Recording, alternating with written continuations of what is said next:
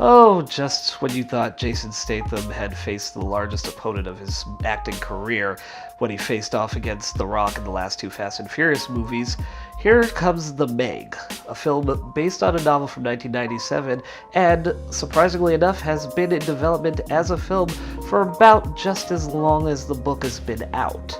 This was something that even Disney was looking to produce back in the day, and then Deep Blue Sea came along and kind of ruined Super Sharks for everybody, until the Sharknado series started. The film revolves around Jason Statham as a undersea rescue expert who had a previous encounter with what he believed to be a giant shark. And years pass, and a exploration team has been looking into finding greater depths to the ocean floor and have a similar encounter with the Megalodon, or Meg for short, which brings Jason Statham's character back in. Now, the one thing you have to know about this film is that it's kind of playing more tongue-in-cheek than you would expect. It's really going more for a sanitized edge. It's not trying to be bloody or gory like movies like Deep Blue Sea or like the original Jaws, but I think where they thought that would be something to kind of set it apart from those films, it's also one of its major drawbacks, because you don't really get a lot of that impact of what is a really scary prospect, which is a 70-foot shark that is just eating everything in its sight. And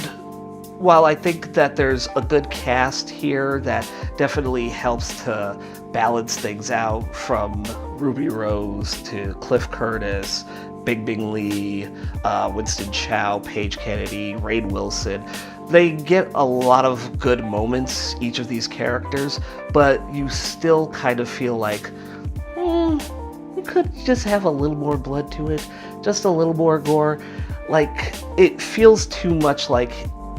a shark it just feels too much like a Disney movie at times, which I guess works if you're trying to get that crowd in, but at the same time, you're still kind of losing that visceral reaction you expect to get when you see a movie about a giant shark, especially a shark that is from prehistoric times, that is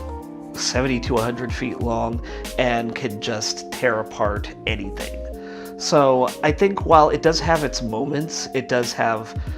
good bits of humor that make it fun to watch. It's not anything you really have to go to the theaters to see. You can probably settle for waiting for cable or streaming if you absolutely feel like you need to check it out, because at the end of the day, we've got another 47 Meters Down movie coming out. Sharknado is out this weekend, so it's not like you're missing much if you don't see it, quite honestly.